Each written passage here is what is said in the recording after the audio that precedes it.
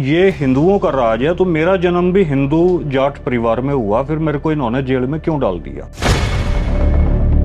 हमको इस्तेमाल करते हैं, चाहे सिखों के खिलाफ करना हो वहाँ हम हिंदू हैं, जहाँ मुसलमानों के खिलाफ करना हो, जहाँ दलित भाईचारे के खिलाफ करना हो वहाँ हम हिंदू हैं। मैं हिंदू नहीं हूँ और अब मेरे बाप दादे सारे सिंह और कौर रहे, तो मैं अकेला मनोज कुमार कैसे हो गया। अब सिखों को ये वैसे बताएंगे जी सिख तो हमारी जो ढाल है, हिंदुओं की जो है तलवार है सिख, लेकिन जब हम सिक्खी फैलाने की बात करेंगे तो ये उस चीज के फिर खिलाफ खड़े हो जाएंगे। मतलब हम तो अपने आप को मुर्गा बनाकर जो है ना और अपना चिकन बना के भी इनको प्लेट में रख के खिला देंगे ना, तब भी ये लोग हमारे नहीं होने। अच्छा, हमारी लड़ाई मान लो मुसलमानों से थी, हमारी आमने सामने की लड़ाई थी मान लो, लेकिन ये तो पीठ पे वार कर रहे हैं ना जी। आपका मतलब जो है वो खालसा पंचायत है। अच्छा, ये बाबा बंदा सिंह बहादुर जी ने बनाई उस टाइम, ये उस टाइम इसको दोबारा से जिंदा किया था हमारे इलाके में। जैसे सिखों में निहंग सिंह कहते हैं ना कि बे दिल्ली मार दी बिल्ली मार दी, तो जाटों में यह है कि बे जाट जो है दिल्ली जाटों की बहू है। दयानंद का जो आर्य समाज था वो आखिरी हमला था हमारे लोगों को सिक्खी में आने से रोकने के लिए। उससे पहले भी यहाँ बहुत अटैक हुए हैं जी। ਤੇ अमृतपाल सिंह वाले मसले ने किस तरह देखा था? हम तो अमृतपाल भाई के साथ हैं जी, उस टाइम भी साथ थे और आज भी हम उनकी मुहिम के साथ हैं कि जो है ये वहीर शुरू होनी चाहिए।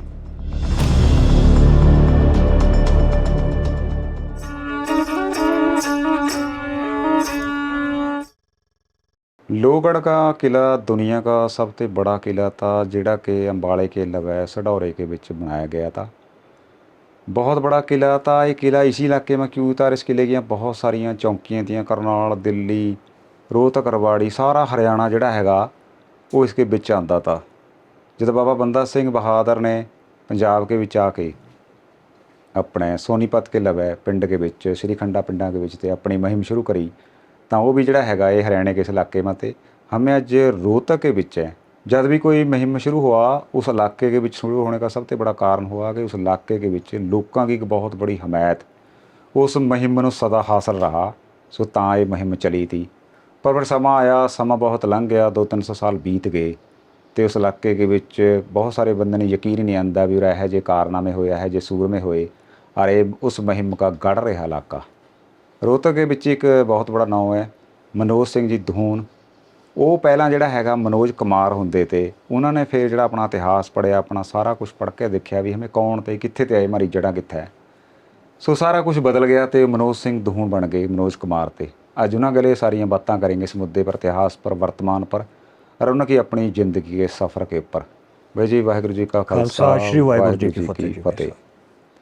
अच्छा, जिस तरह मैं बात कर रहा था कि हमें मनोज कुमार ते मनोज धून बने, मनोज सिंह धून बने।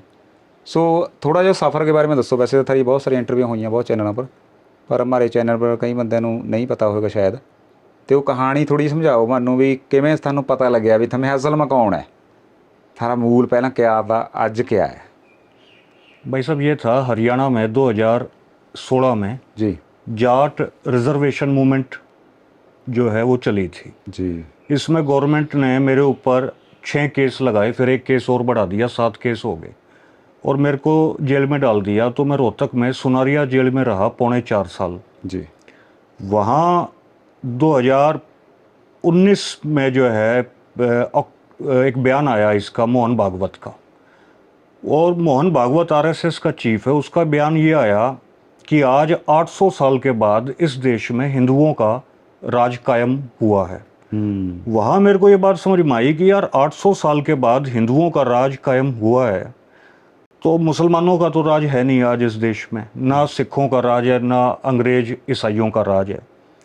तो फिर ये हिंदुओं का राज है तो मेरा जन्म भी हिंदू जाट परिवार में हुआ, फिर मेरे को इन्होंने जेल में क्यों डाल दिया। तो वहाँ ये एक दिमाग में एक डाउट पैदा हुआ। तो अब इन्होंने मेरे को जेल में इसलिए डाल दिया, फिर समझ में आया क्योंकि ये लोग हमको हिंदू मानते नहीं हैं, बेसिकली हमको इस्तेमाल करते हैं।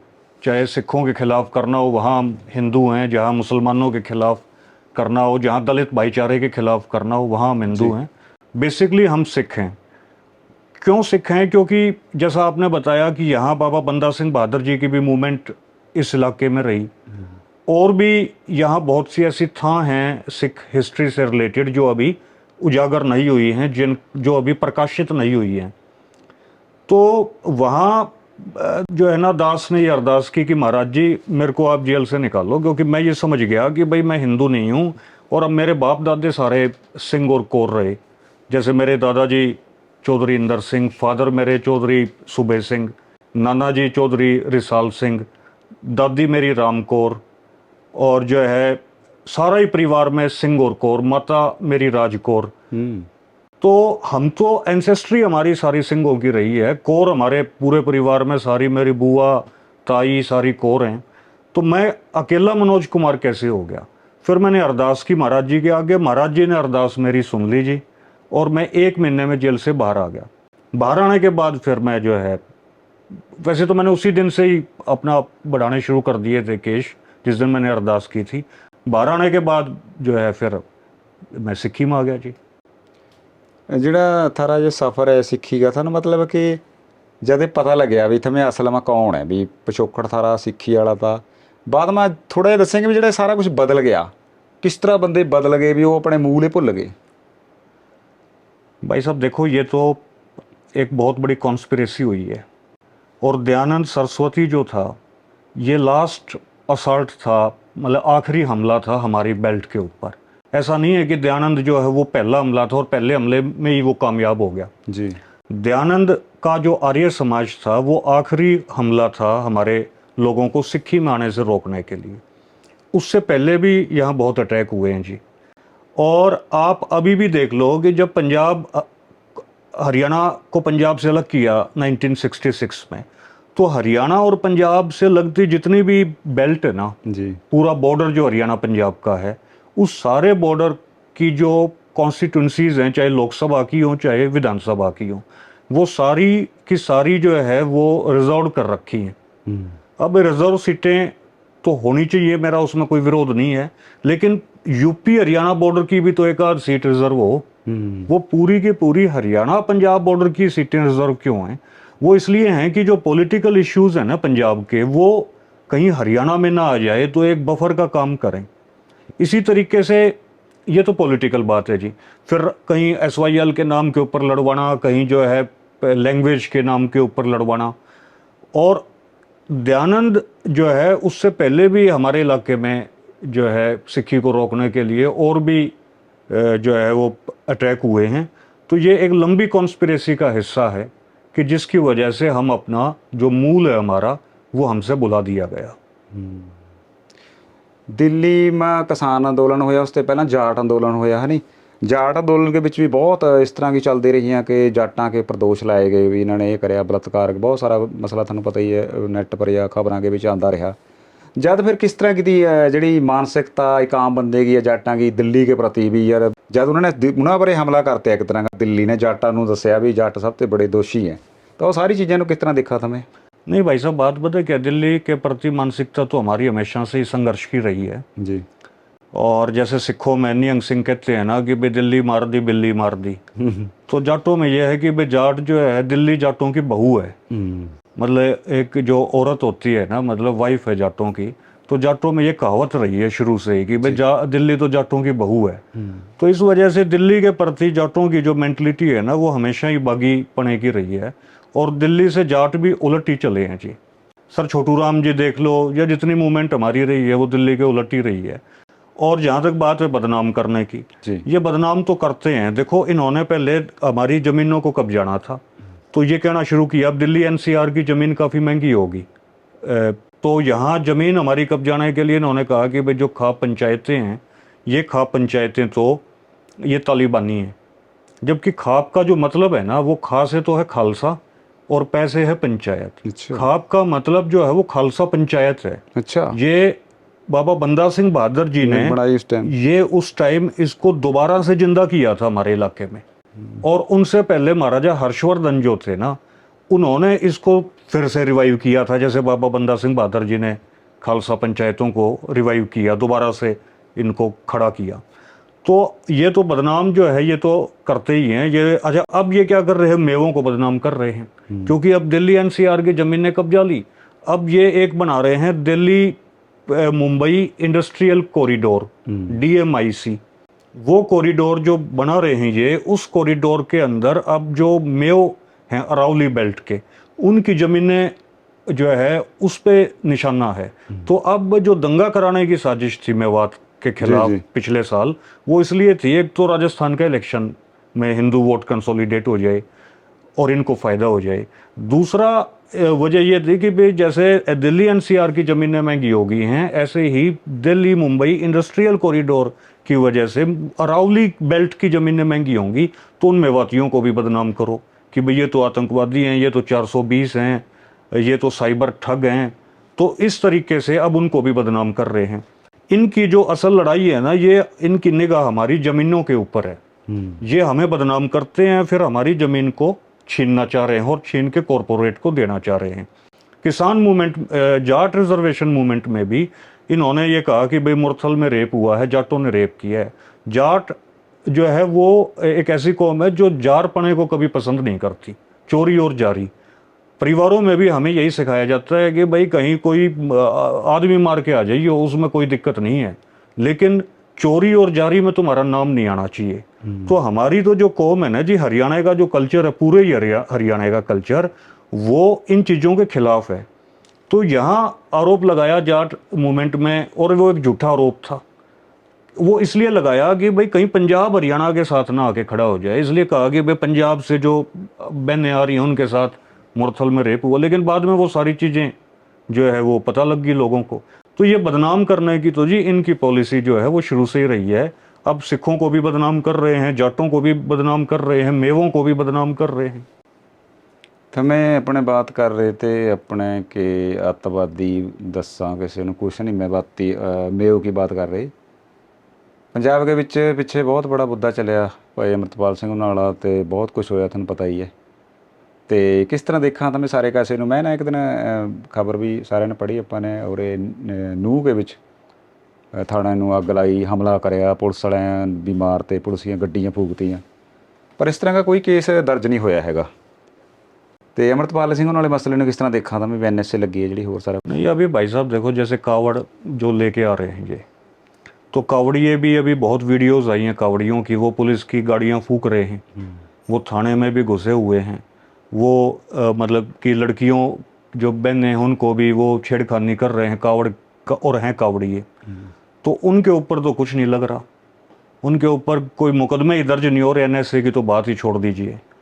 तो ये तो सारे बहाने हैं इनके। टारगेट जो है इनको करना है जी, सिखों को टारगेट करना है, माइनॉरिटीज़ को टारगेट करना है, और हुड़दंगबाजी जो कर रहे हैं लोग जो मेजोरिटी में हैं, और मेजोरिटी में भी जो ब्राह्मणवादी जो शक्तियां हैं उनको इनको संरक्षण देना है।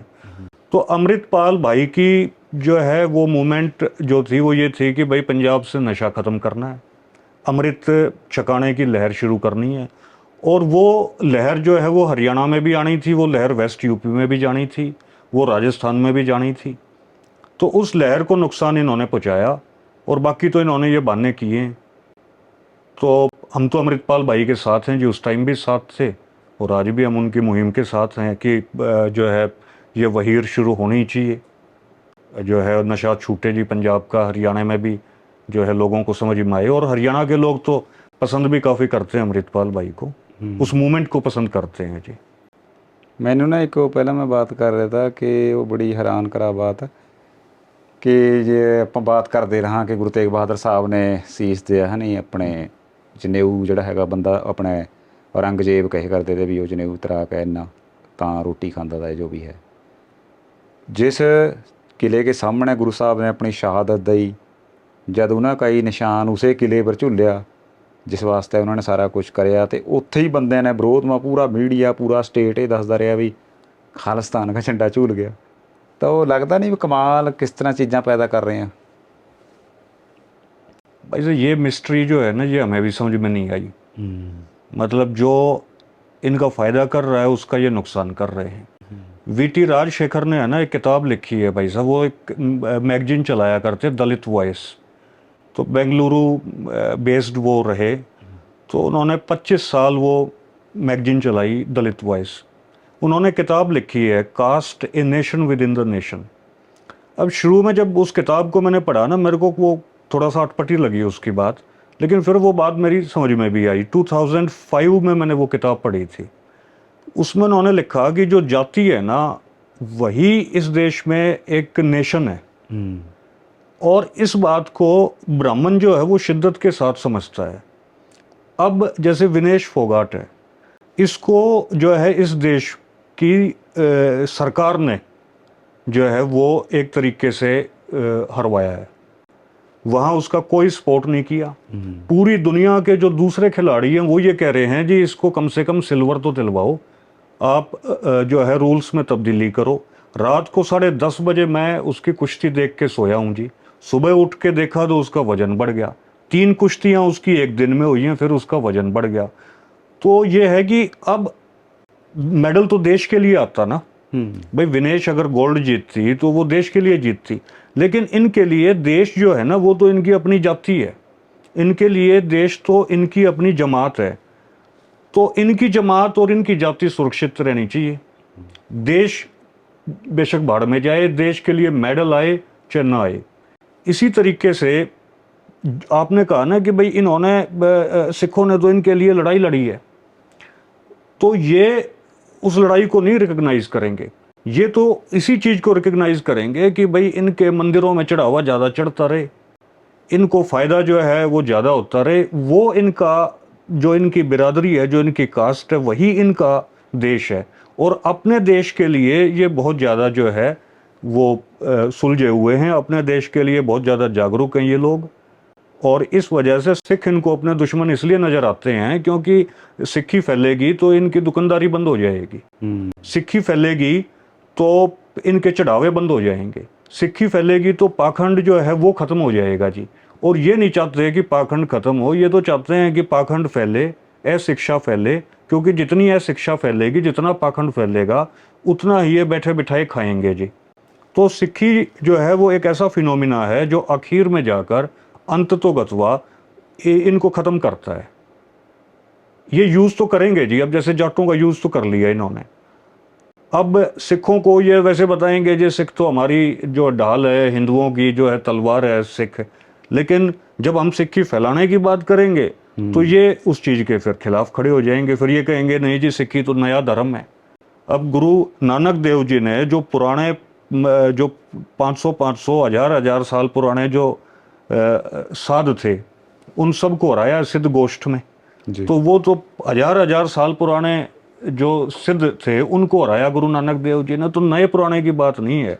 आज सच जुगाद सच, नानक होसी भी सच, सच का क्या पुराना जी और क्या नया होना।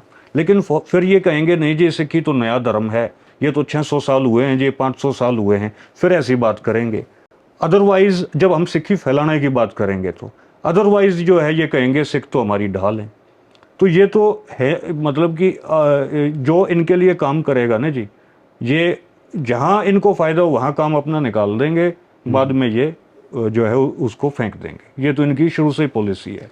जिस तर੍ਹਾਂ 47 ਤੇ ਪਹਿਲਾਂ ਆਪਣੇ ਨਹਿਰੂ ਨੇ ਜਿਹੜਾ 47 ਦੇ ਬਾਅਦ ਥੋੜ੍ਹੀ ਦੇਰ ਬਾਅਦ ਇਹ ਚਿੱਠੀ ਕੱਢੀ ਇੱਕ ਕਿ ਸਿੱਖਾਂ ਨੇ ਜਿਨ੍ਹਾਂ ਨੇ ਸਭ ਤੋਂ ਵੱਧ ਕੁਰਬਾਨੀਆਂ ਦਈਆਂ ਦੇਸ਼ ਵਾਸਤੇ, ਅੰਡੇਮਾਨ ਦੀਆਂ ਜੇਲ੍ਹਾਂ ਮਾ ਗਏ, ਫਾਂਸੀ ਪਰ ਚੜ੍ਹੇ, ਸਭ ਤੋਂ ਵੱਧ 90% ਦੀ ਕੁਰਬਾਨੀ ਹੈ, ਤੇ ਉਹਨਾਂ ਖਿਲਾਫ ਚਿੱਠੀ ਜਾਰੀ ਕਰੀ ਗਈ ਕਿ ਜਰੈਮ ਪੇਸ਼ਾ ਕੌਮ ਹੈ, ਇਹਨਾਂ ਨਾਲ सख्ती के निपड़ा जाए।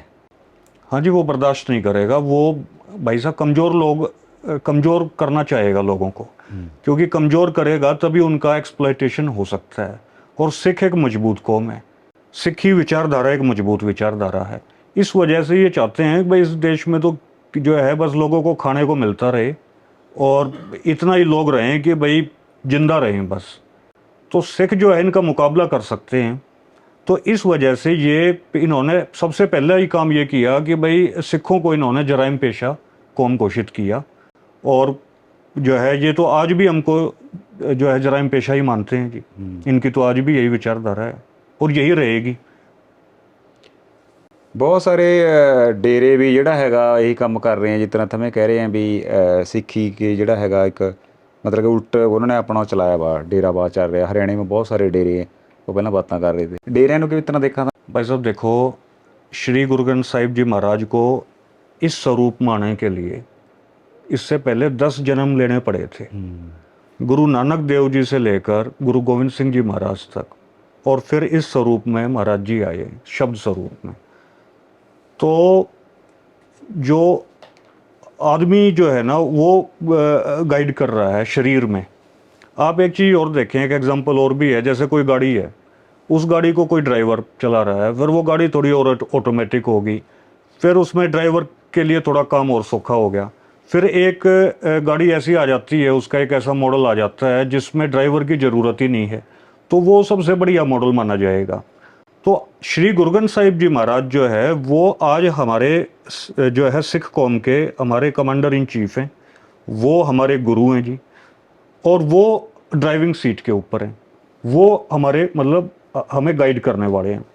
तो जो आज देहधारी गुरु का जो कंसेप्ट है ना, वो तो पुराना कंसेप्ट हो चुका। मतलब हमारा जो कंसेप्ट है जो गुरु महाराज जियों ने दिया है, वो कंसेप्ट तो अल्ट्रा मॉडर्न और एक न्यू कंसेप्ट है, और वही कंसेप्ट जो है ना दुनिया में जिंदा रहेगा और क्योंकि वो डेमोक्रेटिक और जमहूरियत पर टिका हुआ पंच परवान और पंच प्रधान, वो एक डेमोक्रेटिक कंसेप्ट है जी।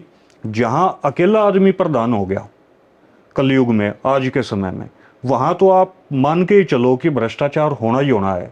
जहां कोई एक आदमी को हमने लीडर बना दिया ना आज के दिन जी, वहां मतलब उसमें भ्रष्टाचार होना ही होना, उसको कोई दुनिया की ताकत रोक नहीं सकती। डेरे ਨੂੰ ਇੱਕ ਬਾਤ ਹੋਰ ਵੀ ਹੈ, ਤਾਂ ਬਾਤ ਕਰ ਰਹੇ ਸਰਕਾਰੀ ਸਰਪ੍ਰਸਤੀ ਬਹੁਤ ਹੈ। 19 ਨੂੰ ਥਾਰੇ ਰਾਮ ਰਹੀਮ ਨੂੰ ਕਿੰਨੀ ਵਾਰ ਨਾ ਪਰੋਲ ਪਰ ਛੱਡਿਆ ਗਿਆ। ਜਿਹੜੇ ਬੰਦੀ ਸਿੰਘ ਹੈ ਸਜ਼ਾ ਪੂਰੀ ਕਰ ਚੁੱਕਿਆਂ ਦੀ ਬਾਤ ਕਰ ਰਿਹਾ ਮੈਂ, ਜਿਨ੍ਹਾਂ ਦੀ ਸਜ਼ਾ ਚੱਲ ਰਹੀ ਉਹਨਾਂ ਦੀ 30 ਸਾਲ ਤੇ 32 ਸਾਲ ਤੇ 35 ਸਾਲਾਂ ਤੇ ਅੰਦਰ ਹੈ, ਕੋਈ ਪੈਰੋਲ ਨਹੀਂ ਕੁਛ ਨਹੀਂ। ਤੇ ਇਹੋ ਜਿਹੇ ਬੰਦਿਆਂ ਨੂੰ ਮਤਲਬ ਸਰਕਾਰ ਇੱਕ ਸ਼ਹਿ ਦੇ ਰਹੀ ਹੈ। ਮਤਲਬ ਸਰਕਾਰ ਉਹੀ ਮੁੱਦਾ ਹੈ ਵੀ ਸਿੱਖੀ ਦੇ ਖਿਲਾਫ ਜਿਹੜਾ ਖੜਿਆ ਉਹਨੂੰ ਇੱਕ ਤਰ੍ਹਾਂ ਦੀ ਸ਼ਹਿ ਮਿਲ ਰਹੀ है। नहीं, ये तो देंगे ही भाई साहब, ये तो हमारे खिलाफ ही तो है। मतलब कि इनकी जो सारी पॉलिसीज़ हैं, तो ये तो शायद देंगे, लेकिन कितनी शायद दे लें ये वक्ती तौर के ऊपर ये डेरे जो है ये काम करेंगे, अदरवाइज़ ये ख़त्म हो जाएंगे। ये कितनी शायद दे लें, मतलब कितनी ताकत लगा लें, आखिर में जीत खालसा की होनी है जी। और आप एक चीज़ और भी देख लो ना भाई साहब, कि देखो मराठा एम्पायर ख़त्म हो गया, वो तो एक बहुत बड़ा एम्पायर था। मुग़ल एम्पायर भी ख़त्म हो गया। रशिया जो है वो दुनिया के 1/6 हिस्से पे रूस का भी कब्जा हो गया था। और कार्ल मार्क्स ने किताब लिखी थी कम्युनिस्ट मैनिफेस्टो, वो 28 साल की उम्र में उसने किताब लिखी थी। इंटेलिजेंट आदमी था, लेकिन वो भी जो सिस्टम था रशिया का, वो भी यूएसएसआर भी टूट गया। लेकिन जो गुरु नानक देव जी ने बीज बोया था वो तो आज भी प्रफुल्लित हो रहा है ना। मतलब गुरुद्वारे आज भी गुरुद्वारों की बढ़ रही है तादाद, गुरुद्वारे आज भी मतलब प्रफुल्लित हो रहे हैं। और बहुत सी ऐसी अप्रकटता हैं मतलब जो अभी उजागर नहीं हुई हैं, वो भी उजागर होंगी। वहाँ भी आगे गुरुद्वारे जो है वो बनने हैं जी, वहाँ भी आगे जो है गुरुद्वारों की स्थापना होनी है। तो इस वजह से राज जो है वो एक एवरलास्टिंग फिनोमिना नहीं रहेगा, दीर्घकालिक फिनोमिना हो सकता है जी राज। मतलब कुछ हो सकता है 50 साल चल जाए, 60 साल चल जाए, लेकिन हमेशा राज नहीं रहना। मुग़ल एम्पायर जैसे राज खत्म हो गए, लेकिन जो बीज गुरु नानक देव जी ने बोया है ना वो हमेशा रहेगा जी, वो रहती सृष्टि तक रहेगा। और उसकी आप देख भी लें कि भाई इतने साल हो गए हैं जी, इतनी लड़ाई हो गई है, 600 साल हो गए हैं संघर्ष को होते हुए, बढ़ ही रहा है ना। मतलब आज 150 देशों में गुरुद्वारे स्थापित हो चुके हैं, 150 देशों में निशान साहिब जो है वो झूल रहे हैं जी हमारे। तो इसलिए ये फिनोमिना तो हमारा मतलब बढ़ेगा। ਖਾਲਸਾ ਰਾਜ ਤੁਹਾਨੂੰ ਲੱਗਦਾ ਵੀ ਖਾਲਸਾ ਰਾਜ ਆਏਗਾ ਜ਼ਰੂਰ ਕਿਸੇ ਦਿਨ, ਜਿਸ ਤਰ੍ਹਾਂ ਕਿ ਤੁਸੀਂ ਬਾਤਾਂ ਕਰ ਰਹੇ ਵੀ ਖਾਲਸਾ ਰਾਜ ਅਸਲ में कितने वापरेगा। नहीं, मैं तो भाई साहब ये कह रहा हूँ कि भाई खालसा राज तो आज भी कायम है जी, लेकिन आज जो है वो प्रकट नहीं है, वो कल प्रकट हो जाएगा। मैं ना जद किसानी कोल जा रहा था अपने दिल्ली, बहुत सारे जाट ਜਿਹੜੇ ਉੱਥੇ ਇੱਕ ਚੈਨਲ पर कह रहे थे कि हमें अज के बाद ਜਿਹੜਾ ਹੈਗਾ भी गुरुद्वारा साहब भी जाएंगे और जो भी भेटा या कुछ भी करना उत्थे दे के आएंगे। तो जाट कहाँ भी एक दिन हमें चाहे देर कितनी लगे मनु नहीं पता, बंदा कह रहा था सिक्खी के विच आएंगे, क्योंकि हमारा मूल ਜਿਹੜਾ ਹੈਗਾ सिक्खी है। वो मैं सुनिया एक दिन। भाई साहब आना ही पड़ेगा। देखो blood is thicker than water जो है ना, खून जो है वो पानी से भारी होता है। तो आखिर में जाके वो हरियाणा में कहावत है, जो पानी है ना पुल के नीचे से ही गुजरेगा। तो आखिर में जाके हमें अपने जड़ों की तरफ तो लौटना पड़ेगा, और ये लौटेंगे भी परमात्मा ही लेके आएगा जी, क्योंकि अकाल पुरख जो है वही है जी करता हमारा। तो वही बाणा जो है ना ऐसा बरतेगा, ऐसा जो है महाराज जी की कृपा होनी है कि आएगा जो है सब कुछ सिक्की में आएगा। किसान मूवमेंट जो है इसको भी हम इसी नज़रिए से देखते हैं कि ये भी महाराज जी की ही एक कला बरतरी है कि यहाँ लोगों को ये समझ में आ गया कि हम बेसिकली तो सिख हैं। तो ये 96 करोड़ी खालसा होना है, ये तो तय है जी। अब इसमें ज़्यादा वक्त भी मुझे नहीं लगता कि जो है लगेगा, क्योंकि जो एक्सप्लॉइटेशन जो बढ़ रहा है ना, जो एट्रोसिटीज़ बढ़ रही हैं, वो एट्रोसिटीज़ जो बढ़ रही हैं, जो अत्याचार गवर्नमेंट का बढ़ रहा है, वो जो है पूरे जो बेल्ट है हमारी, खासकर नॉर्थ इंडिया की, इसको तो धकेल रहा है जी सिक्खी की तरफ। अब जैसे विनेश फोगाट जी के साथ जो इन्होंने किया है, तो वो भी, उससे भी हमारे लोगों को समझ में आया है कि यार अगर विनेश मान लो अब इंडिया में आती है और वो दिल्ली से हरियाणा में आती है, तो हरियाणा में उनका पूरा स्वागत होगा। लेकिन अगर हरियाणा से वो जो है जाती है पंजाब में, तो पंजाब में विनेश का स्वागत जो है दरबार साहब तक अगर वो जाती हैं, श्री अमृतसर तक जाती हैं माथा टेकने के लिए, तो विनेश का स्वागत हरियाणा से भी ज़्यादा होना है। वो तो एक गोल्ड मेडल छोड़ दो, वो तो पूरी हमारी कौम जो है, सिख कौम, उसे सोने में तोल देगी अगर वो दरबार साहब की तरफ बढ़ती है तो। और पूरा उसका स्वागत होना, हरियाणा से ज़्यादा प्यार प्रेम विनेश को पंजाब की तरफ मिलेगा जी। लेकिन अगर वही विनेश अगर अयोध्या में जाए, राम मंदिर की तरफ जाए, तो वहां एक भी साधु ऐसा नहीं होगा जो उसके स्वागत में खड़ा हो। एक भी वहां आदमी ऐसा नहीं होगा उस पूरी रोड के ऊपर जो विनेश के स्वागत में खड़ा हो। उल्टा जो अयोध्या के जो संत हैं, उन्होंने तो ब्रजभूषण का ही समर्थन किया है। तो अब ये हमारे लोगों को बात समझ में आने लग गई है, भाई कौन सा जो सड़क है ना वो हमारे फायदे की है, कौन सा जो रास्ता है वो हमारे फायदे का है। हम जो रास्ता श्री अमृतसर साहिब जाता है वो रास्ता तो हमारा है, वो रास्ता तो हमारे अपने लोगों का है। और जो रास्ता अयोध्या जाता है वो रास्ता हमारा नहीं है, वो हमारे दुश्मनों का है। इसीलिए वो अयोध्या के संत जो हैं वो हमारे जो है ब्रजभूषण जो हमारी कौम का दुश्मन बना हुआ है उसके साथ खड़े हैं। तो जितना एट्रोसिटीज़ बढ़ेंगी, जितना तीर लागेगा जी, उतना ही रोष जागेगा, उतना ही जो है सिक्खी प्रफुल्लित होगी, उतना ही हम लोग सिक्खी की तरफ मुड़ेंगे, उतना ही हमारे लोगों को वो बात समझ में आएगी जो सर छोटू राम जी कहते थे कि है भोले जमींदार, तू मेरी दो बात मान ले, एक ले बोलना सीख, दूसरा दुश्मन पहचान ले। उतना ही हमारे लोगों को दुश्मन की समझ पैदा होगी। तो इसलिए ये तो सोच रहे हैं हम इनको दबा लेंगे, इनको ये नहीं पता कि यार ये लोग तो बढ़ रहे हैं अब दरबार साहब की तरफ, ये लोग तो बढ़ रहे हैं अब सिक्खी की तरफ। ਪਰ ਫਿਰ ਇੱਕ ਹੋਰ ਵੀ ਉਹ ਚਲਾਦੇ ਆ ਨਾ, ਜਦੋਂ ਕਦੇ ਪੰਜਾਬ ਹਰਿਆਣਾ ਇਕੱਠੇ ਹੋਏ ਤੇ ਨਾ ਕਿਸਾਨੀ ਘੋਲ ਕੇ ਵਿੱਚ ਇਕੱਠੇ ਹੋਏ ਤੇ ਕਿ SYL ਵਾਲਾ ਮੁੱਦਾ, ਕਦੇ ਬੋਲੀ ਵਾਲਾ ਮੁੱਦਾ, ਕਦੇ ਜਾਟ ਔਰ ਜੱਟ ਵਾਲਾ ਮੁੱਦਾ, ਬੜੇ ਮੁੱਦੇ ਆ ਉਹਨਾਂ ਕੋਲ। ਫਿਰ ਉਹ ਛੱਡਦੇ ਆ ਤੇ ਬੰਦੇ ਭੰਬਲ ਭੁੱਸੇ ਪੈ ਜਾ ਵੀ ਅੱਛਾ ਯਾਰ ਲੈਦਾ ਹੈ इतना। वो मैं दसा ना पहले अपनी बात हो रही थी कि चटालियां के टब्बर माई का वो किसानी घोल के विच पत्रकार ने सवाल पूछा तो उन्हें जवाब बड़ा कमाल था कि हरियाणा बनया तां दा पंजाब दिल्ली के उपर चढ़िया बैठे था। बिल्कुल सही। कहता उन्होंने उपर तो परा करने वास्ते कहते किन्ने 250-200 किलोमीटर चले गया, हरियाणा है पंजाब लैदा।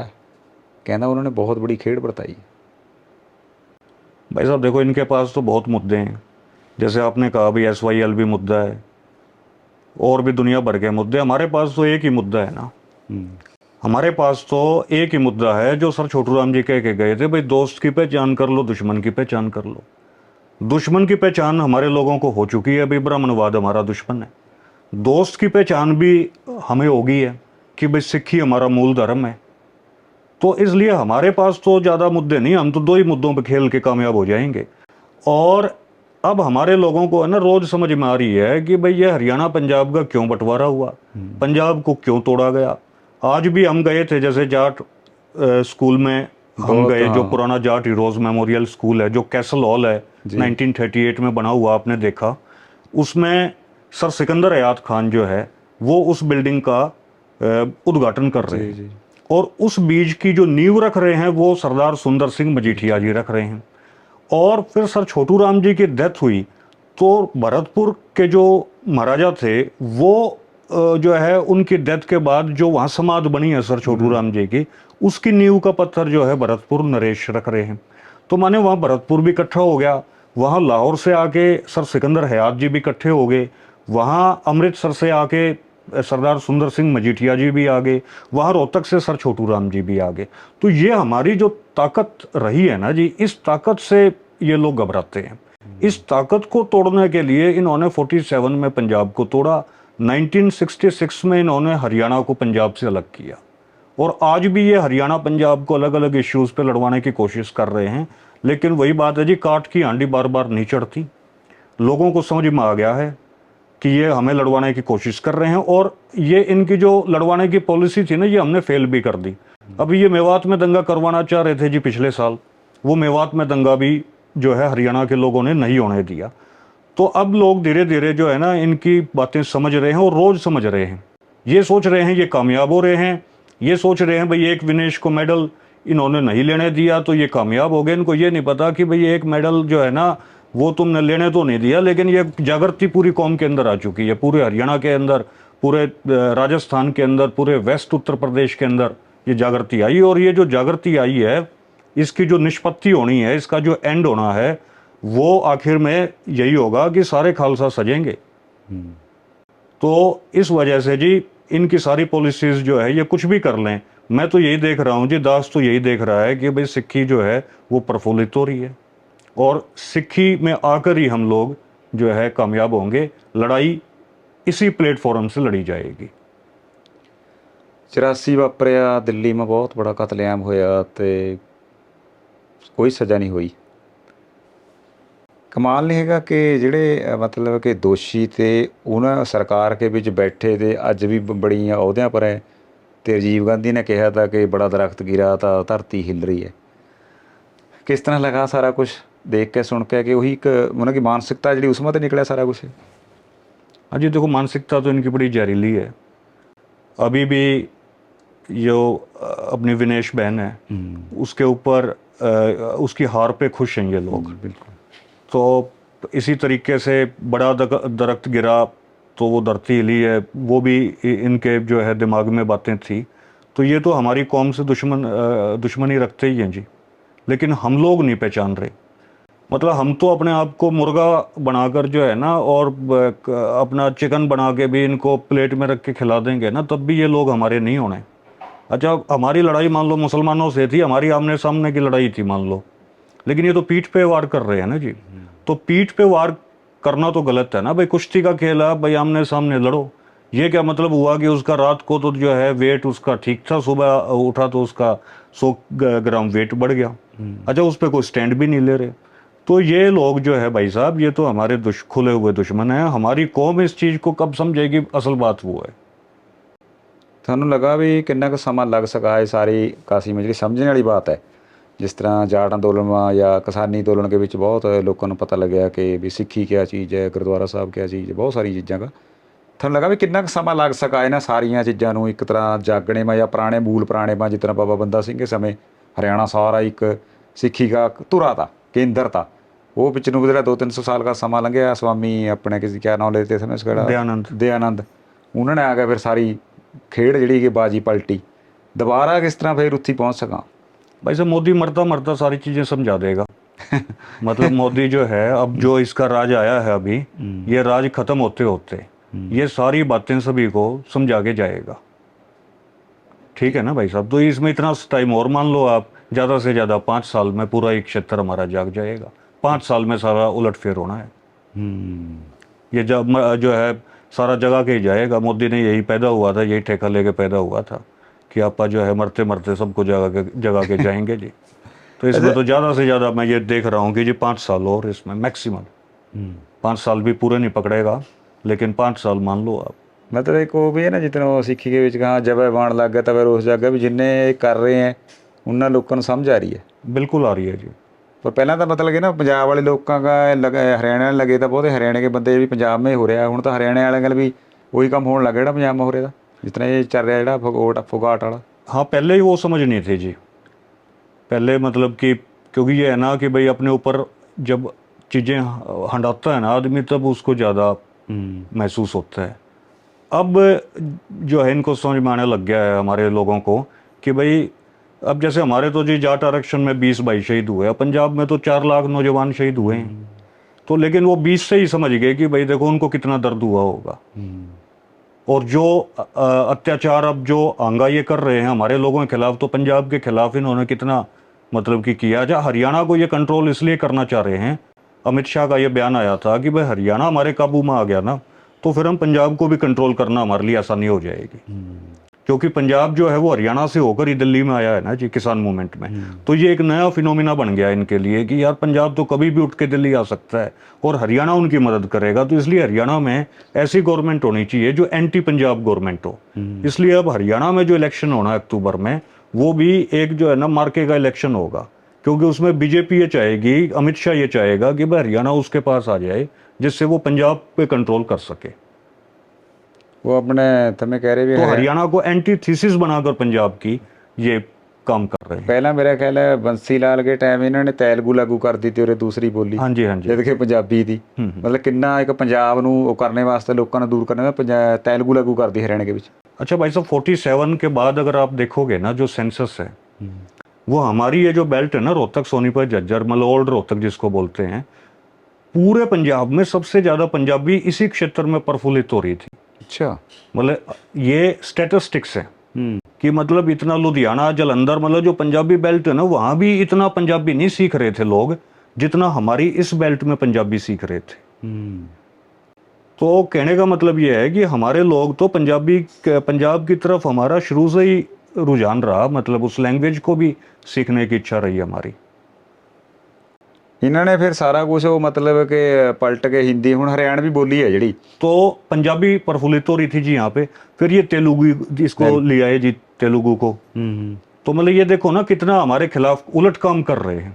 ਅਸਲ ਵਿੱਚ ਨਾ ਮੈਨੂੰ ਲੱਗਾ ਵੀ ਪੰਜਾਬੀ ਹੈ ਜਿਹੜੀ ਆਪਾਂ ਗੁਰਮੁਖੀ, ਜਿਸ ਤਰ੍ਹਾਂ ਆਪਾਂ ਕਹਾਂ ਕਿ ਗੁਰਮੁਖੀ के ਜਿਹੜੇ ਸ਼ਬਦ ਹੈ, ਅੱਖਰ ਹੈ, ਗੁਰਮੁਖੀ ਹੈ, ਉਹ ਬਗਾਵਤ ਕੀ ਬੋਲੀ ਹੈ, ਬਾਗੀਆਂ ਕੀ ਬੋਲੀ ਹੈ। ਕਿ ਗੁਰੂ ਸਾਹਿਬ ਨੇ ਕਿਹਾ ਤਾਂ ਕਿ ਸਿੰਘਾਂ ਨੇ ਤਾਂ ਮਤਲਬ ਕਿ ਜ਼ੁਲਮ ਦੇ ਖਿਲਾਫ ਜੰਗ ਲੜਨੀ ਹੈ। ਤੇ ਉਹ ਕਹਿੰਦੇ ਵੀ ਜਦ ਇਹ ਅੱਖਰ ਆਏਗੇ ਤੇ ਇਹਨਾਂ ਨੇ ਫਿਰ ਉਹ ਬਗਾਵਤ ਵਾਲੇ ਕੰਮ ਕਰਨਾ। ਪਿੱਛੇ ਡਾਕਟਰ ਸੇਵਕ ਸਿੰਘ ਨੂੰ ਬਾਤ ਕਰ ਰਹੇ थे ਵੀ ਜਦ ਪੰਜਾਬ ਦੇ ਵਿੱਚ ਖਾੜਕੂ ਲਹਿਰ ਚੱਲੀ ਤਾਂ ਗਵਰਨਰ ਦਾ ਬਿਆਨ ਆਇਆ ਕਿ ਸਕੂਲਾਂ ਦੇ ਵਿੱਚ ਨਿਆਣਿਆਂ ਨੂੰ ਅੰਗਰੇਜ਼ੀ ਪੜ੍ਹਾਈ ਜਾਵੇ ਜੇ ਖਾੜਕੂ ਲਹਿਰ ਖਤਮ ਕਰਨੀ ਹੈ। ओके। मतलब कि शब्द का किड्डा बड़ा रिश्ता थारी मानसिकता गल। ਹੁਣ ਜਦ ਮੈਂ ਦੁੱਲਾ ਪੱਟੀ ਪੜ੍ਹ ਰਹੇ ਹਾਂ, ਉਹ ਕਹਾ ਢਾਵਾਂ ਦਿੱਲੀ ਦੇ ਕਿੰਗਰੇ ਦੇ ਭਾਜੜ ਪਾਵਾਂ ਲਾਹੌਰ। ਹੁਣ ਜਦ ਉਹ ਪਰਲੇ ਪੰਜਾਬ ਦੇ ਵਿੱਚ ਮੈਂ ਜਾਂ ਗਿਆ ਉੱਧਰ, ਤੇ ਉੱਥੇ ਉਹ ਦੁੱਲਾ ਪੱਟੀ ਨੂੰ ਇਹਨਾਂ ਨੇ ਦੁਸ਼ਮਣ ਸਿੱਧ ਕਰਤਿਆ। हाँ जी, हाँ जी। ਉਹ ਦੁੱਲਾ ਪੱਟੀ ਨੂੰ ਤਾਂ ਕਹਿ ਰਹੇ ਆ ਵੀ ਸਿੱਖਾਂ ਦਾ, ਤੇ ਅਬਦਾਲੀ ਨੂੰ ਕਹਿ ਰਹੇ ਆ ਭਾਰਾ ਅਬਦਾਲੀ के नाम पर ਲਾਹੌਰ के ਵਿੱਚ ਸੜਕ ਬਣੀ ਵੀ ਹੈ। ਸੋ તમે ਜਿਹੜੀ ਬਾਤ ਕਰ ਰਹੇ ਨਾ ਪੰਜਾਬੀ ਵਾਲੀ, ਮੇਰੇ ਰੋਹਤਕ ਮਾਰਵਾੜੀ ਮਾਤਾ, ਉਹ ਤਾਂ ਮੇਰੇ ਨਾਲ ਲੱਗਦਾ ਇਹ ਮੁੱਦਾ ਨੂੰ ਲੱਗਿਆ ਵੀ ਯਾਰ ਇਹ ਬੋਲੀ ਜਿਹੜੀ ਪੜ੍ਹ ਰਹੇ ਆ ਇਹ ਤਾਂ ਹਮਾਰੇ ਖਿਲਾਫ ਭੁਗਤਣਾ ਇਹਨਾਂ ਨੇ ਅਖੀਰ ਕੇ ਵਿੱਚ। ਸੋ ਉਹਨਾਂ ਨੇ ਸਾਰਾ ਖਤਮ ਕਰਕੇ ਹੁਣ ਹਰਿਆਣਾ ਜਿਹੜਾ ਹੈ, ਹਰਿਆਣੇ ਦੀ ਬੋਲੀ ਹੈ ਉਹ ਮਤਲਬ ਕਿ ਹਿੰਦੀ ਨਹੀਂ ਹੈਗੀ, ਹਰਿਆਣਵੀ ਕੇ ਲਹਿਜੇ ਹੈ, ਲਹਿਦੇ। पर वो मैं देखा भी हिंदी के बीच आ गए थे बंदे, खुद ही उसके गल सहमत हो चुके हैं। भाई साहब 47 में जैसे जो पाकिस्तान से आए थे हमारे, तो रोहतक में जो है ना, मैं बच्चा था उस टाइम भाई साहब, तो एक लेडी थी, वो मतलब उसका लड़का गूंगा था, वो प्रेस करते थे, मतलब वो बेचारा अपना गुजारा करने के लिए। तो बचपन में जो है ना, जैसे हम भी जैसे जाते थे तो प्रेस करवाने के लिए, तो वो है ना मतलब अब मेरे को अब भी याद आती है भाई साहब वो बात। वो है ना अपनी पंजाबी मतलब वो बोल रही थी भाई साहब, और फिर वो उसने देखा कि भाई पंजाबी इसको समझ में नहीं आ रही, फिर वो हिंदी बोलने लग गई। तो मेरे को अब भी याद है, मैंने उसके ना पेट में मुक्का मारा था भाई साहब, मुझे सॉरी मतलब बच्चे ही थे हम भी, और मैंने कहा था मगर तू घनी अंग्रेजी ना बोल रहे। तो मतलब यहाँ तो हम लोग हिंदी को ऐसा मानते हैं, मतलब हमारे लोग मान्या करते हैं कि भाई जैसे कोई ज़्यादा हिंदी बोल रहे ना, उसको कहते हैं भाई तू ज़्यादा अंग्रेजी ना बोले। मतलब जैसे इंग्लिश हमारे लिए एक विदेशी भाषा है, ऐसे हिंदी भी हमारे लिए मतलब एक विदेशी भाषा ही रही है हरियाणा के लोगों के लिए। यहाँ आप ज़्यादा हिंदी बोलने लग जाओ भाई साहब, ये कहेंगे भाई ज़्यादा अंग्रेजी ना बोले। आज भी मतलब ये हालात हैं। तो हमारी जो लैंग्वेज है ना, हमारी लैंग्वेज तो हरियाणवी भाषा है, और हरियाणवी लैंग्वेज में जो शब्द हैं वो हिंदी में हैं भी नहीं। जैसे भीड़ है, भाई भीड़ होगी, अब भीड़ का उल्टा जो शब्द है ना, जो उसका विपरीत शब्द है, वो हिंदी में नहीं है। भीड़ का उल्टा जैसे छीड़ है अच्छा। हरियाणवी में, लेकिन वो हिंदी में नहीं है। तो हमारी तो ज़्यादा रिच लैंग्वेज है जो है हरियाणवी, लेकिन अब इसके ऊपर भाई साहब काम नहीं हो रहा। काम तो अब देखो ना, अब हरियाणवी लोगों को ही चाहिए कि भाई इसके ऊपर काम करें। अब आप देखोगे ऑस्ट्रेलिया के अंदर जब सेंसस हुआ तो उसमें पंजाबी चौथे नंबर की लैंग्वेज होगी। अब वहाँ तो हरियाणा वाले भी तो रह रहे हैं, वो अपनी लैंग्वेज को जो है हिंदी लिखवा रहे हैं, तो उनको भी चाहिए कि भाई वो अपनी लैंग्वेज को वहाँ हरियाणवी लिखवाएं जहाँ वो रह रहे हैं। या कनाडा के अंदर जो है हमारे जब सेंसस होते हैं तो वो हरियाणा के लोग अपने हिंदी लिखवा देते हैं।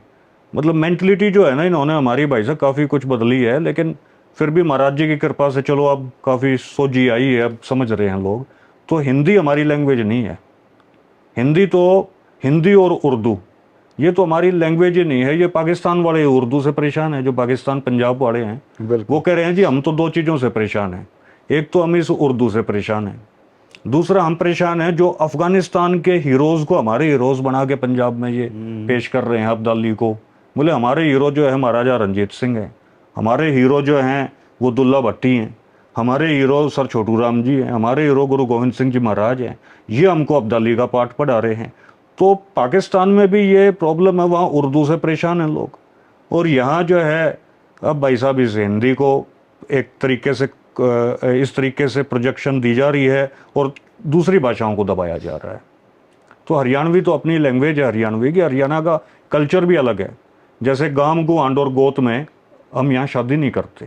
3G का कंसेप्ट है, गांव गुआंड और गोत।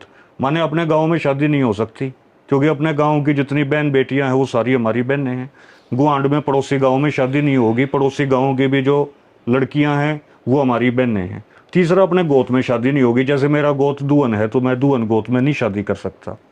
मैं अपने गांव के भी गोत में शादी नहीं कर सकता क्योंकि गांव। तो ये 3G का कंसेप्ट है। लेकिन हिंदू मैरिज एक्ट जो है ना, वो तो कहता है भाई आप अपने गांव में भी शादी कर सकते हो।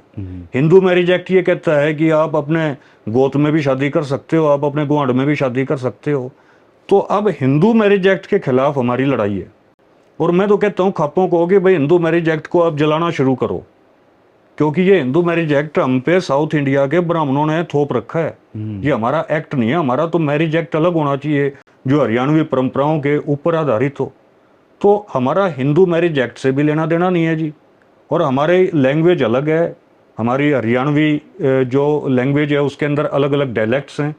और बेसिकली तो मैं ये मानता हूँ जी पूरे पंजाब का हिस्सा है। तो फिर जो बांगरू है, कहीं मतलब कि बागड़ी लैंग्वेज हमारी देशवाड़ी है, तो अलग अलग एक्सेंट हैं हमारे।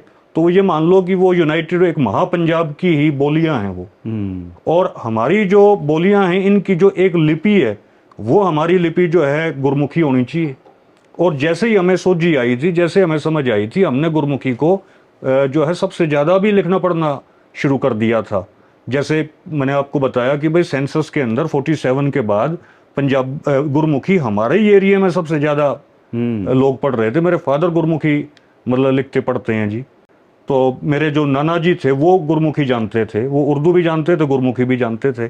तो हमारे एरिया में तो मतलब गुरमुखी बढ़ रही थी ना। वो किस लिए बढ़ रही थी? वो इसलिए बढ़ रही थी क्योंकि हमारे अंदर एक समझ है कि भाई ठीक है, बोली हमारी जो है देशवाड़ी है या हमारी बांगड़ू है या बागड़ी है, इस तरीके से हमारी है। लेकिन हमारी लिपि जो है ना, वो हमारी लिपि जो है वो गुरमुखी होनी चाहिए। ये बेसिक समझ है। तो इस वजह से भाई साहब हिंदी नहीं है हमारी लैंग्वेज। हमारी लैंग्वेज तो है जी जो हमारी लोकल डायलैक्ट्स हैं वो। बिल्कुल। ਜੇ તમે ਜੇਲ੍ਹ ਰਹੇ ਉੱਥੇ ਸਮਾਂ ਕਿਸ ਤਰ੍ਹਾਂ, ਫਿਰ ਤੁਮੇ ਕਿਤਾਬਾਂ ਵੀ ਪੜ੍ਹੀਆਂ ਕੁਛ, ਉੱਥੇ ਬੰਦਿਆਂ ਨੂੰ ਮਿਲੇ, ਉਹ ਸਾਰਾ ਕੁਛ ਜਿਹੜਾ ਹੈਗਾ ਕਿਸ ਤਰ੍ਹਾਂ ਚੱਲਦਾ ਰਿਹਾ? ਕਿਤਾਬਾਂ ਵੱਲ ਵੀ ਖਾਸਾ ਵਾਹ ਪਿਆ? हाँ जी, किताबें भी मैंने पढ़ी भाई साहब। किताबें पढ़ी और परमात्मा का नाम लिया जी। अब जेल में तो जो है ना यही और काम था, और तो कोई काम ही नहीं था। मैं मतलब रोज ही संडे था जेल में तो ये है। તમે ਜਿਹੜਾ ਉਹ ਰਾਮ ਰਹੀਮ की बात कर रहे, ਉਹ ਵੀ ਮਿਲਿਆ ਕਦੇ ਜੇਲ੍ਹ ਗਈ ਫਿਰਦਾ ਤੂੰ ਤੱਕ ਪਰਾਂ ਹੀ ਰਹੇ था? नहीं, वो उसकी बैरक अलग थी भाई साहब। तो राम रहीम की जो बैरक थी वो हमारे से अगली बैरक थी। ਬਾਬਾ ਬੰਦਾ ਸਿੰਘ ਉਹਨਾਂ ਨੇ ਉਰੇ ਸ੍ਰੀ ਖੰਡਾ ਤੇ ਆਪਣੇ ਲੜਾਈ ਸ਼ੁਰੂ ਕਰੀ ਤੇ ਗੁਰੂ ਤੇਗ ਬਹਾਦਰ ਸਾਹਿਬ का शीश लेके आए थे जब वो बड़ खालसा पिंड में रुके थे बाबा जीवन सिंह जी। ਬਹੁਤ ਸਾਰੇ ਸਥਾਨ ਹੈ ਜਿਹੜੇ ਪ੍ਰਗਟ ਨਹੀਂ ਹੋਏ ਅਜੇ ਵੀ ਹਰਿਆਣੇ ਦੇ ਵਿੱਚ, ਕਿਉਂਕਿ ਹਰਿਆਣਾ ਬਹੁਤ ਵੱਡਾ ਇੱਕ ਸਿੱਖੀ ਦਾ ਧੁਰਾ ਰਿਹਾ। ਇਹੋ ਜਿਹੇ ਹੋਰ ਕਿਹੜੀ ਥਾਵਾਂ ਜਿੱਥੇ मतलब कि ਅਜੇ पता ही नहीं संगत ਨੂੰ? देखो भाई साहब, ये बड़ खालसा का तो अभी उजागर हुआ है स्थान किसान मूवमेंट में। अब जैसे मनरोठी गांव है जी यहाँ बहादुरगढ़ के नज़दीक, जहाँ टीकरी बॉर्डर के ऊपर मोर्चा लगा था जी। तो यहाँ जो भाई धर्म सिंह जी थे पंज प्यारों में, उनके जो फोर फादर्स थे ना, उनके जो बाप दादे थे, वो मनरोठी गांव से गए थे जी। दलाल उनका गोत था जी। वो हस्तिनापुर गए थे। तो हस्तिनापुर से वो शामिल हुए मतलब पंज प्यारों में। तो उनके जो बाप दादाओं का जो गांव है ना मनरोठी दलाल खाप का, वो एक बड़ा गांव है और वहाँ बाबा बूढ़ा जी की जो है मेला भरता है। अब लोगों को पता ही नहीं कि भैया बाबा बूढ़ा जी कौन है, ब्राह्मणों ने उसको बना दिया, पता नहीं क्या बना दिया जी। तो हमने उनको किसान मूवमेंट में भी जो है बड़े जो बुजुर्ग थे दलाल खाप के, उनसे ये रिक्वेस्ट की कि जी ये बाबा बूढ़ा जी जो है ना, इनकी बड़बेरी भी है वहाँ अमृतसर दरबार साहब में, आप एक बार वहाँ इनकी बड़बेरी के भी दर्शन करके आओ, जिसके नाम पे आपका यहाँ मेला भरता है। और ये वो महापुरुष हुए जिन्होंने हमारे गुरुओं को तिलक किया है, जिन्होंने गुरुओं को गद्दी नशीन किया है। अदरवाइज तो ब्राह्मण ही तिलक लगा के गद्दी पे बिठाया करता, लेकिन वहाँ गुरु नानक देव जी ने कहा नहीं भैया बाबा बूढ़ा जी जो है ना ये बिठाएंगे गद्दी के ऊपर। तो ये इतनी जो है ऐसी थां है जो 6 गुरुओं को इन्होंने जो है गद्दी के ऊपर बिठाया, तिलक किया। तो वो बाबा बूढ़ा जी जो है उनका गांव है जी, सॉरी उनके नाम पे मानता है। उस गांव में लाखों आदमी आते हैं जी। तो वहाँ अगर गुरुद्वारा साहिब की स्थापना हो जाए तो वहाँ पूरी की पूरी दलाल खाप जो है ना वो सिक्खी में आ सकती है। मतलब उनमें एक नैरेटिव ये सेट हो सकता है। हालांकि जो उस खाप के जो इंटेलिजेंट आदमी है ना वो इस चीज़ को समझते हैं, वो इस चीज़ को जानते हैं, लेकिन उस चीज़ का पूरा प्रचार नहीं है। तो एक तो मनरोठी में जैसे गुरुद्वारा साहिब की स्थापना हो जाए, इसी तरीके से सर छोटू राम जी पैदा हुए गढ़ी सांपला के अंदर। तो सांपला के अंदर जो है वो गुरु तेग बहादुर जी आए थे जी। अब गुरु तेग बहादुर जी के ऊपर जो है हरियाणा में आप देखें दमतान साहब में गुरुद्वारा है। दमतान साहब से आगे आप आओगे तो जो है जींद में गुरुद्वारा है। जींद से आगे आप आएंगे लाखन माजरा में गुरुद्वारा है जी। रोहतक में गुरुद्वारा है।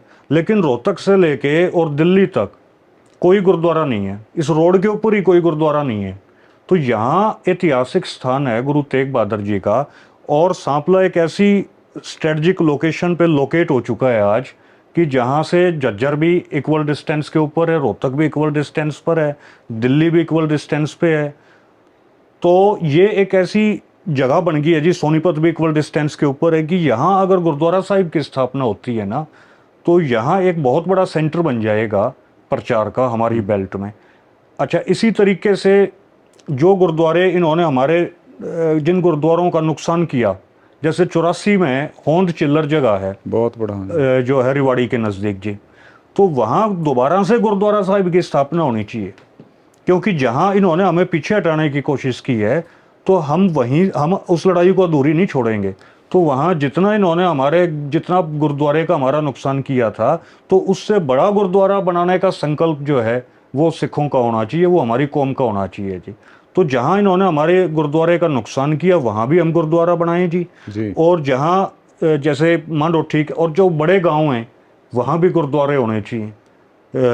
तो इस वजह से जो है जहाँ सर छोटू राम जी का जन्म हुआ वहाँ एक ऐतिहासिक स्थान है।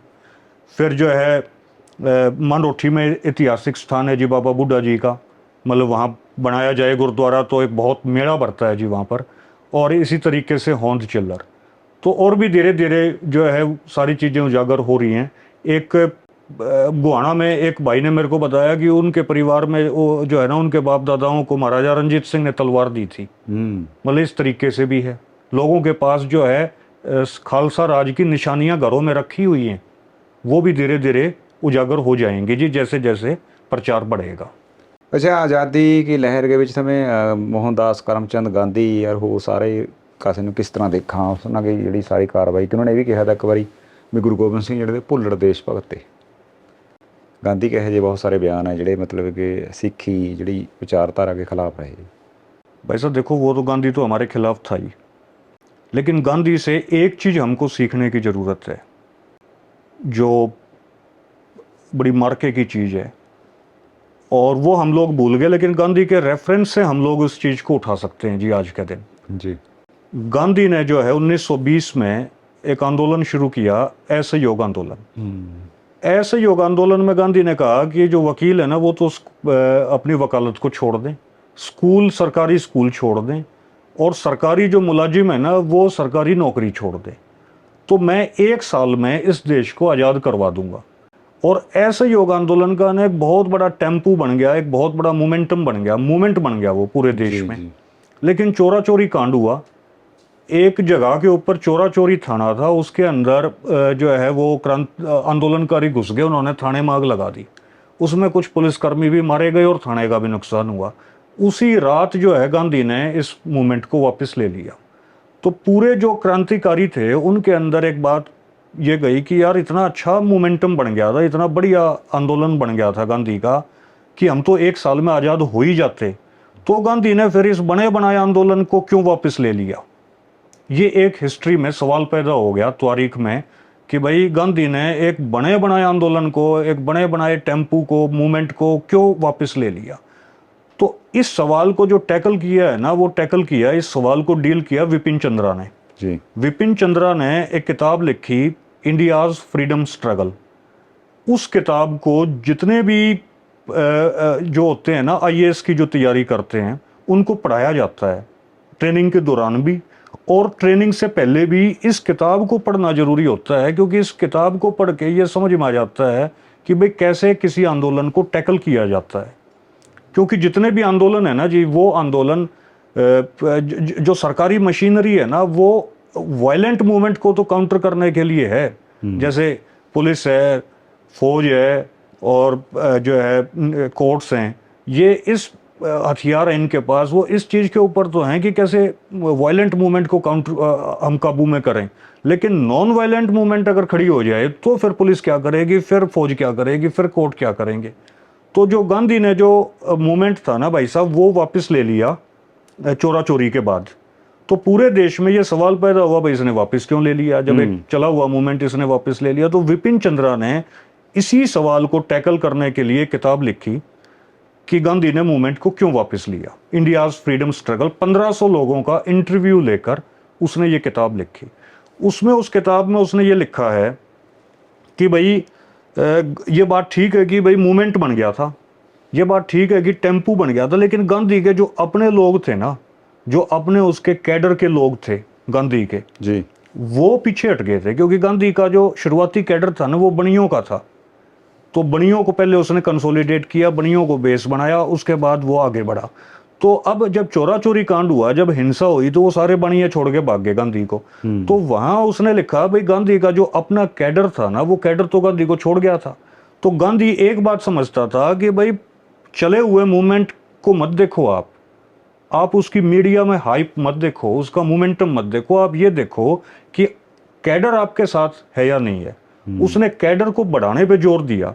कैडर पे बढ़ाने के लिए उसने जब जोर दिया तो उसने कैडर को कहा भाई तुम चरखा काटना शुरू करो, जो है वो बनाओ, खादी ग्राम उद्योग बनाओ, अपने लोगों को उसने रोजगार देना शुरू किया। फिर उसने कैडर बढ़ाया, फिर उसने अगला मूवमेंट चलाया जैसे नमक कानून तोड़ो, वो मूवमेंट गांधी का और भी आगे बढ़ के आया।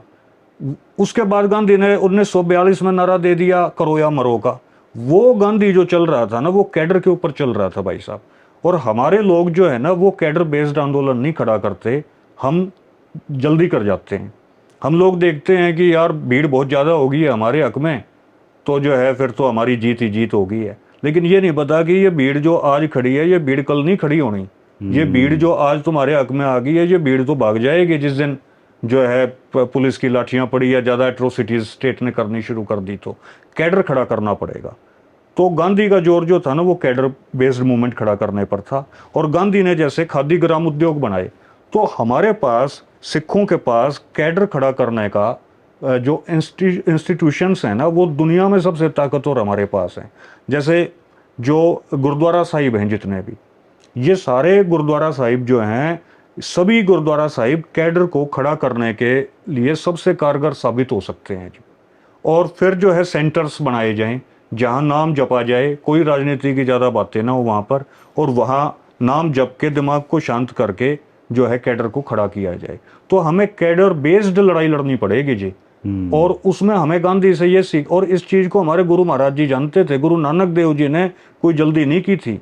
10 पीढ़ी तक तो जो है वो लोगों को ट्रेंड करने में ही लग गए। शब्द गुरु जो है, गुरु है, इस चीज को स्थापित करने में ही गुरु नानक देव जी से लेके गुरु गोविंद सिंह जी महाराज तक 10 पीढ़ियों का संघर्ष रहा जी। तो हम लोग सोचते हैं एक ही दिन में हो जाएगा। आरएसएस 1925 में बनी थी और अब 2025 में वो हुकूमत कर रहे हैं। तो हम लोग ये सोचते हैं कि भाई आज ही सब कुछ हो जाए। देखो एक किताब मैंने पढ़ी थी भाई साहब, 33 laws of war, Robert Greene ने ये किताब लिखी है। उसमें उसने लिखा है भाई किसी को भी अगर आपको हराना है ना, तो उसको एक ही बात समझा दो, भाई तुम स्लो चल रहे हो, तुम धीरे चल रहे हो। अब जैसे मैं जेल से आया तो मैं लगभग 4 साल जेल में रहा। 4 साल जेल में रहने का मतलब है कि आप 10 साल पीछे हो गए हो। तो अगर मैं ये सोचूं कि मैं रिसोर्सेज को जो है इकट्ठा करने के लिए या मैं अपने मूवमेंट को तेज करने के लिए मैं ज़्यादा स्पीड में चलूंगा तो मैं मार खा जाऊंगा। तो हम लोग कारज धीरे होत हैं काहे होत अधीर। तो हमें हलीमी राज की जो बात है ना भाई, हलीमी का मतलब हरियाणा में ये भी होता है भाई धीरे जो है ना काम होते हैं। हलीमी मतलब कि धीरे धीरे काम होते हैं जी। हलीमी का मतलब एक हरियाणवी भाषा में ये भी है। तो हमें जल्दी नहीं मचानी, हमको कैडर खड़ा करने पे जोर देना है। और ऐसा नहीं है कि कैडर खड़ा करने में हम बहुत ज़्यादा लेट हो जाएंगे, ये भी नहीं है। हमारे पास तो बने बनाए इंफ्रास्ट्रक्चर हैं और वो इंफ्रास्ट्रक्चर दुनिया में किसी के पास भी नहीं है। इनके पास जो है नागपुर है आरएसएस के पास, हमारे पास जो है भाई साहब श्री करतारपुर साहिब है। तो हमारे पास इनसे ज़्यादा मजबूत इंफ्रास्ट्रक्चर है। लेकिन हम लोग कैडर बेस्ड मूवमेंट खड़ा करने की कोशिश करें, ना कि हम लोग पब्लिक को देख के, भीड़ को देख के ये समझें कि ये भीड़ हमारी ताकत है। एक आखिरी सवाल है, थानू लगा भी अमृतपाल सिंह ते यही गलती हुई है भी कैडर नहीं था? देखो भाई साहब, भाई अमृतपाल सिंह जी से भी यही गलती हुई है। मैं अपने नज़रिए से इस बात को स्वीकार करता हूँ जी कि वो थोड़ा जल्दी कर गया। अदरवाइज अच्छा जेल में अब जैसे चले गए हैं, अब ज़्यादा टाइम वेस्ट होगा। मैंने तो उनसे रिक्वेस्ट भी की थी, मैं कहा भाई साहब देखो मेरा तजर्बा है, 3 बार मेरी उनसे जैसे मुलाकात हुई फ़ोन पर तो अक्सर हो ही जाती थी, लेकिन 2 बार तो उनके घर पे हुई, 1 बार मोहल्ले में एक होटल में हुई। तो वहाँ भी हमने यही रिक्वेस्ट की, मैंने यही रिक्वेस्ट की कि भाई देख मेरा भी थोड़ा सा तजर्बा हो गया है इस जेल में रहने की वजह से, मेरे अंदर भी थोड़ी स्पीड ज़्यादा थी। उस स्पीड की वजह से भी वो जेल में मैं गया। तो एक वजह उसकी ये भी थी, सरकार तुम्हारे पीछे लगी हुई थी लेकिन हमारे अंदर भी स्पीड थी। लेकिन अब थोड़ा सा ठहराव आ गया है और सिक्खी मारने के बाद और ठहराव आ गया है। तो आप भी जो है ना थोड़ा सा ठहर के इस मूवमेंट को करो, क्योंकि हमारे पास वो अभी गाड़ी नहीं है कि हम लोग, वो सड़कें ही नहीं है भाई साहब, वो हमारे पास गाड़ी का मॉडल ही नहीं है कि हम यहाँ 400 की स्पीड पे गाड़ी चला देंगे और एक्सीडेंट नहीं होगा। ना तो सड़कें इस देश की इस तरीके से, ना इस तरीके से हमारे पास गाड़ियाँ हैं। तो आप इसको 400-300 की स्पीड पे मत चलाओ इस गाड़ी को। तो मैंने उनसे रिक्वेस्ट की थी, मगा जी आप कैडर खड़ा करो, कैडर खड़ा करेंगे हम निश्चित तौर पे जीतेंगे। लेकिन अमृतपाल भाई को भी ये हो गया कि भाई जो है ना ये भीड़ है तो ये भीड़ हमेशा ही साथ रहेगी। वो भीड़ नहीं साथ होती भाई साहब, भीड़ तो जो है मरवा देती है। भीड़ के आधार पे कोई मूवमेंट नहीं खड़ी होती, मूवमेंट जो है खड़ी होती है कैडर के आधार के ऊपर। और अब भी मान लो वो जीत गए हैं, मान लो इलेक्शन, ये बहुत अच्छी बात हुई कि वो इलेक्शन जीत गए, लेकिन उस जीते हुए इलेक्शन को ये ना माने वो कि ये कैडर बेस्ड जो है किसी कैडर ने उनको जितवाया है, ये वेव ने जितवाया उनको इलेक्शन। उस वेव पे भी इतना भरोसा नहीं करना। देखो वेव का बहुत धन्यवाद है, गुरु महाराज जी ने अपनी कला बरती है। उस भाई को एक जो है जेल से निकलवाने के लिए पंजाब के हमारे भाइयों ने एक हिम्मत का काम किया है। लेकिन जो असल जो मूवमेंट है ना वो तो कैडर बेस्ड मूवमेंट है। तो अमृतपाल भाई से भी ये मतलब की कमी रही उनकी, एक मतलब कि तजर्बा नहीं था इस चीज़ में। अदरवाइज वो बाहर होते तो वो ज़्यादा, अच्छा ये बात दीप सिद्धू में थी। दीप सिद्धू भाई जो थे ना वो जानते थे इस बात को, इस तरीके को जानते थे। लेकिन महाराज जी कृपा करेंगे जी, अब वो जैसे जेल में हैं तो जेल में मैं ऐसा मानता हूँ कि जेल से भी बहुत कुछ चीज़ें आदमी सीख जाता है। हमने भी जो सीखी हैं ये चीज़ें कि कैडर बेस्ड मूवमेंट हो तो ज़्यादा अच्छा है। तो मेरी बस यही रिक्वेस्ट है कि हम लोग कैडर बेस्ड मूवमेंट को खड़ी करने की कोशिश करें। और जो सेंटर्स हैं ना, उस सेंटर्स का भी एक्सपेरिमेंट हम करके करेंगे जी। हरियाणा में कामयाब हुआ तो फिर हम ये भी कह देंगे कि भैया एक्सपेरिमेंट कामयाब है, तो इस चीज़ को हम लोग आगे भी बढ़ा सकते हैं। ठीक है भाई साहब, बहुत चंगा लग्या। अज मेरी बड़ी देर तो इच्छा थी कि भाई साहब ਨੂੰ ਮਿਲ ਕੇ ਆਵਾਂ ਤੇ ਬਾਤਾਂ धन्यवाद जी भाई साहब। ਤੇ ਥਵੇਂ ਆਪਣੀ ਜਿਹੜੀਆਂ ਜਿੱਥੇ ਦੇ ਬਾਬਾ ਬੰਦਾ ਸਿੰਘ ਉਹਨਾਂ ਨੇ ਗੁਰੂ ਨਾਨਕ ਸਾਹਿਬ ਨੇ ਉਹ ਸ਼ੁਰੂ ਕੀਤੀ ਮੈਂ ਉਹਨਾਂ ਸਾਰੇ ਪਾਸਿਆਂ ਨੂੰ ਆਪਣੀਆਂ ਮੂਲਕ ਨਹੀਂ ਪਰਤੇ ਹੈ। ਸੋ ਬਹੁਤ ਸ਼ੁਕਰਾਨਾ। ਵਾਹਿਗੁਰੂ ਜੀ ਕਾ ਖਾਲਸਾ, ਖਾਲਸਾ, ਸ਼੍ਰੀ ਵਾਹਿਗੁਰੂ ਜੀ ਕੀ ਫਤਿਹ।